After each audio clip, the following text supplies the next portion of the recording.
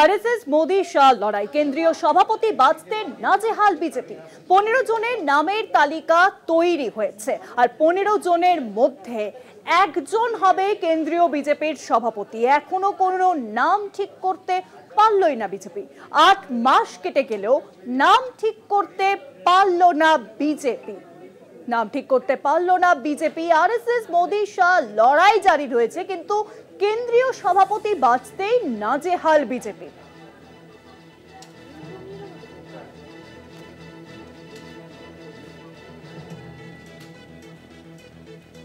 আর এ বিষয়ে আরো জানাবেন, নিউজরুমে এখন সঙ্গে রয়েছেন আমাদের বিশেষ প্রতিনিধি অঞ্জন রায়। অঞ্জনদা, দেখো, প্রায় 8 মাস 9 মাস হতে চললো, এখনো কেন্দ্রীয় নেতৃত্ব কে সভাপতি হবে তা চূড়ান্ত করতে পারল না।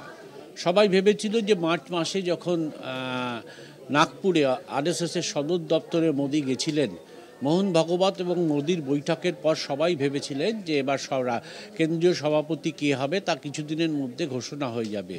তারপরও 3 মাস কেটে গেল, এখনও কিন্তু ঘোষণা হলো না।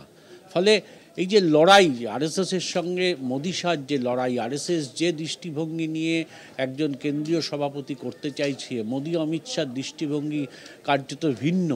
এই যে লড়াই চলছে, এই লড়াইয়ের ফলেই কিন্তু কেন্দ্রীয় সভাপতি হচ্ছে না। ইতিমধ্যে কিন্তু জানো যে 15 জনের নামের একটা তালিকা তৈরি হয়েছে, সেই তালিকার মধ্য থেকেই এই সভাপতি চূড়ান্ত করা হবে।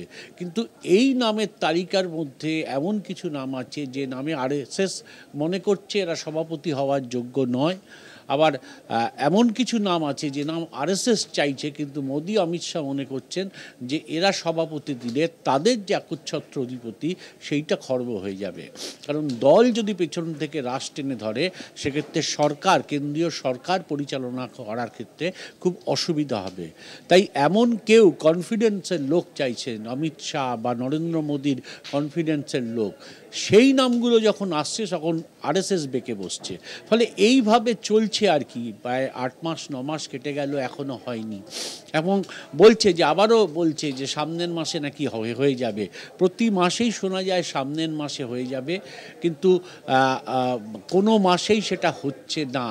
এই যে মানে ভারতবর্ষের ইতিহাসে এইরকম একটা কেন্দ্রীয় সরকার পরিচালনা করা দল, তার সভাপতি, কেন্দ্রীয় সভাপতি নিয়ে যে লড়াইটা চলছে, এটা কিন্তু এর আগে ভারতবর্ষের রাজনীতির ইতিহাসে দেখা যায়নি। বিজেপি দাবি করেন যে তারা পৃথিবীর মধ্যে শ্রেষ্ঠ দল, সবচেয়ে বৃহত্তর দল সদস্যের দিক দিয়ে। তার এই নগ্ন চেহারা, এটা কিন্তু ফুটে উঠছে বারবার, এবং এটা একদম নিচু তলা অবধি চলে যাচ্ছে, যেখানে হতাশার জন্ম নিচ্ছে বিজেপি কর্মীদের মধ্যে, আরএসএস কর্মীদের মধ্যে। তারাও মনে করছেন যে কেন এই ফয়সালা শেষ হচ্ছে না। এখন দেখা যাক সামনের মাস এই 15 জনের মধ্য থেকে কোনো একজনকে বেছে, যিনি মোদিরও পছন্দ, অমিত শাহরও পছন্দ এবং আরএসএসেরও পছন্দ, কে হন সেটার দিকেই অপেক্ষা করছেন বিজেপি কর্মী, আরএসএসের কর্মীরা। অনেক ধন্যবাদ অঞ্জনদা। নিউজরুমের সঙ্গে ছিলেন আমাদের বিশেষ প্রতিনিধি অঞ্জন রায়। অর্থাৎ বিজেপির অন্তর্দ্বন্দ্ব একেবারে প্রকাশ্যে চলে আসছে, আর সেখানে কেন্দ্রীয় সভাপতির নামই বাঁচতে পারছেন না তারা।